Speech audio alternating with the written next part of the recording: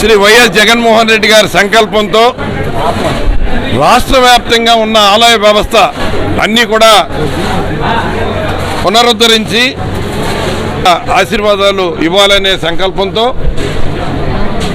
విజయవాడ ఇంద్రకీలాద్రిపై వెలిసి ఉన్న మల్లేశ్వర స్వామి వారు, దుర్గాంబ అమ్మవారు మరి కొలువై ఉన్నారు.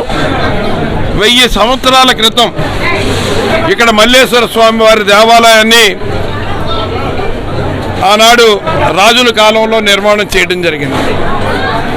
కాలక్రమేణా ఇక్కడ ఆలయం భిన్నమైన తర్వాత ఇక్కడ ఆలయాన్ని పునర్నిర్మాణం చేయాలి, ఆ మల్లేశ్వర స్వామి వారిని మళ్ళీ ప్రతిష్ఠించాలంటే ఆ మల్లేశ్వర స్వామి వారి మహత్వం ఏంటో ఇక్కడ తెలియ జరిగింది.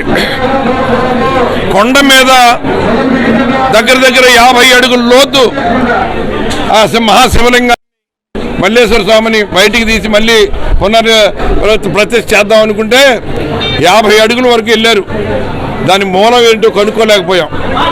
ఇంతటి టెక్నాలజీ ఉన్న ఈ రోజుల్లోనే మరి ఇంత మనం అది మూలాన్ని కనుక్కోలేకపోయామంటే మరి 1000 సంవత్సరాల నాడు ఆ పరమేశ్వరుడు ఆ మల్లేశ్వర స్వామి వారి ప్రతిష్ట ఎంత అద్భుతంగా జరుపుంటారో అని ఇంకా అక్కడితోటి స్వామికి మరి క్షమాపణలు చెప్పి ఆ స్వామివారిని అలాగే ఉంచి స్వామివారిలోని అంటే ఈ కళలన్నీ కూడా బాలాలయంలో నిక్షిప్తం చేసి ఇవాళ తలపెట్టడం జరిగింది. నిజంగా ఈ జన్మలో ఇంతటి పుణ్య కార్యక్రమం చేసే అదృష్టం కలగడం అన్నది మరి నిజంగా భగవత్ సంకల్పం.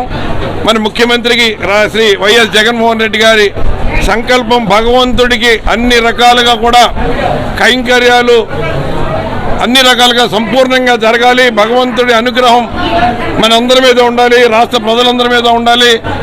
రాష్ట్రం అభివృద్ధి పదవిలో నడవాలి, ప్రజలందరూ సుఖ సంతోషాలతో ఉండాలి.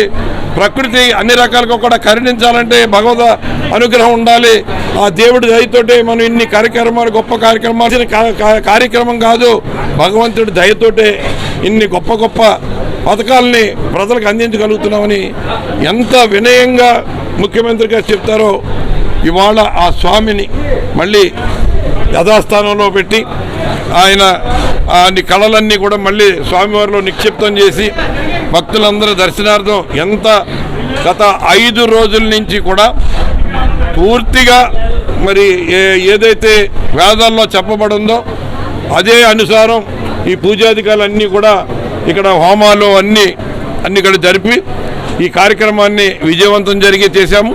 ఇవాళ ఇంతటి గొప్ప ముహూర్తాన్ని మరి దైవజ్ఞులు ముహూర్తం పెట్టడమే కాదు, మొదలు నుంచి ఇప్పటి వరకు కూడా ఎక్కడ నిరాటంకంగా ఏ రకమైన ఇబ్బంది లేకుండా మరి ఈ కార్యక్రమం జరిగినందుకు ఆ మల్లేశ్వర స్వామి అనుగ్రహం అందరికీ సమృద్ధిగా కలగాలని, మనందరం కూడా ఆ స్వామి అనుగ్రహానికి పాత్రులమై మన కుటుంబం పిల్ల పాపలందరితోటి కూడా మన అందరికీ మేలు జరగాలని, ఆ మల్లేశ్వర స్వామి అనుగ్రహం ఈ రాష్ట్ర ప్రజల మీద సంపూర్ణంగా ఉండాలని రాష్ట్ర ముఖ్యమంత్రి గారి